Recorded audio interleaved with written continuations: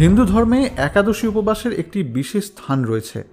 সারা বছর ধরে অনুষ্ঠিত 24টি একাদশীর মধ্যে উৎপন্না একাদশীকে প্রথম এবং আদি একাদশী হিসেবে বিবেচনা করা হয়। এই উপবাস ভগবান বিষ্ণু এবং দেবী লক্ষ্মীর উদ্দেশ্যে উৎসর্গ করা হয়। প্রতি বছর মার্গশীর্ষ মাসের কৃষ্ণপক্ষের একাদশী তিথিতে এই উপবাস পালন করা হয়। এই দিনে ভগবান বিষ্ণু এবং দেবী লক্ষ্মীর পুজো করলে সমস্ত দুঃখ নষ্ট হয় এবং ভক্তের মুক্তি হয়। পৌরাণিক বিশ্বাস অনুসারে এই তিথিতে দেবী একাদশীর জন্ম হয়েছিল। এই কারণে উৎপন্না একাদশী ভগবান বিষ্ণুর অত্যন্ত প্রিয় বলে বিবেচিত। তাই এই দিন ভগবান বিষ্ণুর পুজো করলে ভগবান বিষ্ণুর আশীর্বাদ প্রাপ্তি লাভ হয়।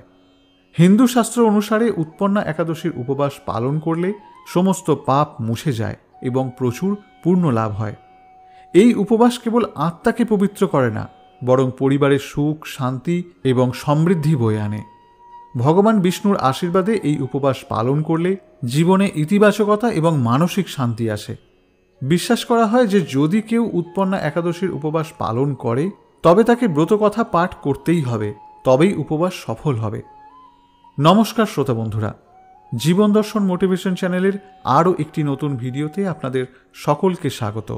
আশা করি সকলে ভালো আছেন। আগের ভিডিওতে আমরা উৎপন্না একাদশী কেন পালন করবেন এবং কিভাবে পালন করবেন, এদিন কি কি খাবার খাবেন, কোন কোন কাজগুলি করবেন এবং কোন কোন কাজ থেকে বিরত থাকবেন সে সম্বন্ধে বিস্তারিত আলোচনা করা হয়েছে। আপনি চাইলে সেই ভিডিওটি একবার দেখে নিতে পারেন। আপনাদের সুবিধার্থে সেই ভিডিওর লিঙ্ক এই ভিডিওর ডেসক্রিপশন বক্সে আমি দিয়ে দেব। আজকের ভিডিওতে আমরা উৎপন্না একাদশীর ব্রত কথাটি আলোচনা করব। সকলকে অনুরোধ, ভিডিওটি মনোযোগ সহকারে শ্রবণ করুন, কারণ এই একাদশীর শুধুমাত্র ব্রত কথা শ্রবণ করলেও প্রতিটি কাজে সাফল্য অর্জন হয় এবং সমস্ত নষ্ট হয়ে যাওয়া কাজ সংশোধন হয়ে যায়। আর এই রকম আরও ভিডিও পেতে চ্যানেলটি অবশ্যই সাবস্ক্রাইব করে রাখবেন। শুরু করছি উৎপন্না একাদশীর ব্রত মাহাত্ম্য কথা। অর্জুন বললেন, হে দেব, অগ্রহায়ণের পূর্ণপ্রদায়ী কৃষ্ণপক্ষের একাদশীকে কেন উৎপন্না বলা হয় এবং কি জন্যই বা এই একাদশী পরম পবিত্র ও দেবতাদেরও প্রিয় তা জানতে ইচ্ছা করি। আপনি কৃপা করে আমাকে তা বলুন। শ্রী ভগবান বললেন, হে পৃথাপুত্র, পূর্বে সত্যযুগে মূর নামে এক দানব ছিল। অদ্ভুত আকৃতি বিশিষ্ট সেই দানবের স্বভাব ছিল অত্যন্ত কোপন। সে দেবতাদেরও ভীতিপ্রদ ছিল। যুদ্ধে দেবতাদের, এমনকি স্বর্গরাজ ইন্দ্রকে পর্যন্ত পরাজিত করে স্বর্গ থেকে বিতাড়িত করেছিল। এইভাবে দেবতারা পৃথিবীতে বিচরণ করতে বাধ্য হয়েছিল। তখন দেবতারা মহাদেবের কাছে গিয়ে নিজেদের সমস্ত দুঃখ সবিস্তারে জানালেন। শুনে মহাদেব বললেন, হে দেবরাজ, যেখানে শরণাগত বৎসল জগন্নাথ গরুধ্বজ বিরাজ করছেন তোমরা সেখানে যাও। তিনিই আশ্রিতদের পরিত্রাণকারী, তিনি নিশ্চয়ই তোমাদের মঙ্গল বিধান করবেন। দেবাদিদেবের কথা মতো দেবরাজ ইন্দ্র দেবতাদের নিয়ে ক্ষীর সমুদ্রের তীরে গমন করলেন। জলে শায়িত শ্রী বিষ্ণুকে দর্শন করে দেবতারা হাত জোড় করে তার স্তব করতে লাগলেন। স্তুতির মাধ্যমে নিজ নিজ দৈন্য ও দুঃখের কথা তারা ভগবানকে জানালেন। ইন্দ্রের কথা শুনে ভগবান নারায়ণ বললেন, হে ইন্দ্র, সেই মূর দানব কী রকম, সে কেমন শক্তিশালী তা আমাকে বলো। ইন্দ্র বললেন, হে ভগবান, প্রাচীনকালে ব্রহ্মবংশে তালজঙ্ঘা নামে এক অতি পরাক্রমী অসুর ছিল। তারই পুত্র সেই মূঢ়। সে অত্যন্ত বলশালী, ভীষণ উৎকট ও দেবতাদেরও ভয় উৎপাদনকারী। সে চন্দ্রাবতী নামে এক পুরীতে বাস করে। স্বর্গ থেকে আমাদের বিতাড়িত করে তার স্বজাতি কাউকে রাজা, কাউকে অন্যান্য দিকপাল রূপে প্রতিষ্ঠিত করে এখন সে দেবলোক সম্পূর্ণ অধিকার করেছে। তার প্রবল প্রতাপে আজ আমরা পৃথিবীতে বিচরণ করছি। ইন্দ্রের কথা শুনে ভগবান দেবদ্রোহীদের প্রতি অত্যন্ত ক্রোধান্বিত হলেন। তিনি দেবতাদের সঙ্গে চন্দ্রবতী পুরীতে গেলেন। সেই দৈত্যরাজ শ্রী নারায়ণকে দর্শন করে পুনঃ পুনঃ গর্জন করতে লাগল। দেবতা ও অসুরদের মধ্যে তুমুল যুদ্ধ শুরু হয়ে গেল। তখন যুদ্ধক্ষেত্রে শ্রী নারায়ণকে একা দেখে সেই দানব তাকে দাঁড়াও দাঁড়াও বলতে লাগল। শ্রী ভগবানও ক্রোধে গর্জন করে বললেন, রে দুরাচার দানব, আমার বাহুবল দেখ। এই বলে অসুরপক্ষীয় সমস্ত যোদ্ধাদের দিব্যবাণের আঘাতে নিহত করতে লাগলেন। তখন তারা প্রাণ ভয়ে নানা দিকে পালাতে লাগল। সেই সময় নারায়ণ দৈত্য সৈন্যদের মধ্যে সুদর্শন চক্র নিক্ষেপ করলেন। ফলে সমস্ত সৈন্য ধ্বংসপ্রাপ্ত হল। একমাত্র মূর অসুরই জীবিত ছিল। সে অস্ত্রযুদ্ধে নারায়ণকেও পরাজিত করল। তখন নারায়ণ দৈত্যের সাথে বাহুযুদ্ধে লিপ্ত হলেন।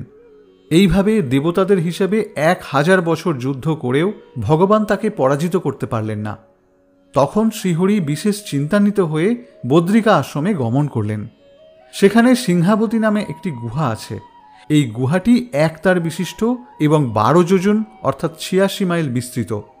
ভগবান বিষ্ণু সেই গুহার মধ্যে শয়ন করলেন। সেই দৈত্য তার পিছন পিছন ধাবিত হয়ে গুহার ভিতরে প্রবেশ করল। সে বিষ্ণুকে নিদ্রিত বুঝতে পারল। অত্যন্ত আনন্দিত হয়ে ভাবতে লাগল, আমার সাথে যুদ্ধে পরাজিত হয়ে বিষ্ণু এখানে গোপনে শুয়ে আছে, এখন আমি তাকে অবশ্যই বধ করব।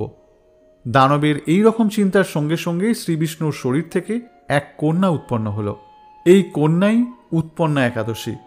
তিনি রূপবতী, সৌভাগ্যশালিনী, দিব্য অস্ত্রশস্ত্রধারিণী ও বিষ্ণু তেজসম্ভূতা বলে মহাপরাক্রমশালী ছিলেন। দৈত্যরাজ সেই স্ত্রীরূপিণী দেবীর সাথে তুমুল যুদ্ধ শুরু করল। কিছুকাল যুদ্ধের পর দেবীর দিব্য তেজে অসুর ভস্মীভূত হয়ে গেল। তারপর বিষ্ণু জেগে উঠে সেই ভস্মীভূত দানবকে দেখে বিস্মিত হলেন। এক দিব্য কন্যাকে তাঁর পাশে হাত জোড় করে দাঁড়িয়ে থাকতে দেখলেন। বিষ্ণু বললেন, হে মহাপরাক্রান্ত উগ্রমূর্তি, এই মূঢ় দানবকে কে বধ করল? সেই কন্যা বললেন, হে প্রভু, আমি আপনার শরীর থেকে উৎপন্ন হয়েছি। আপনি যখন ঘুমিয়েছিলেন তখন এই দানব আপনাকে বধ করতে চেয়েছিল। তা দেখে আমি তাকে বধ করেছি। আপনাদের কৃপাতেই আমি তাকে বধ করতে পেরেছি। এই কথা শুনে ভগবান বললেন, আমার পরাশক্তি, তুমি একাদশীতে উৎপন্ন হয়েছ, তাই তোমার নাম হবে একাদশী। আমি এই ত্রিলোকে দেবতা ও ঋষিদের অনেক বরদান করেছি।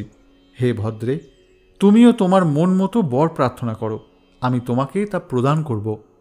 একাদশী বললেন, হে দেবেশ, ত্রিভুবনের সর্বত্র আপনার কৃপায় সর্ববিঘ্ন বিনাশিনী ও সর্বদায়িনী রূপে যেন পরম পূজ্য হতে পারি, এই বিধান করুন।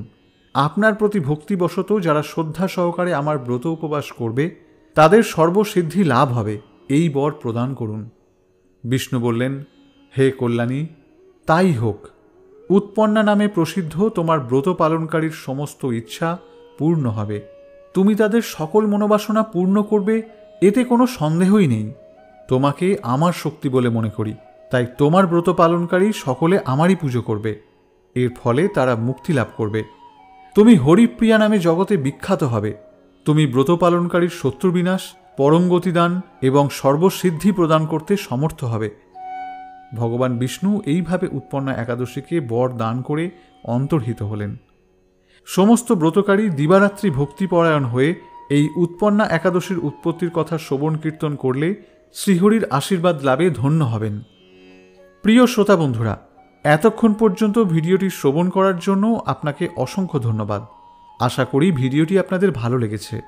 ভিডিওটি ভালো লাগলে একটি লাইক করবেন এবং কমেন্টে লিখবেন ওং নমো বিষ্ণবে নমঃ।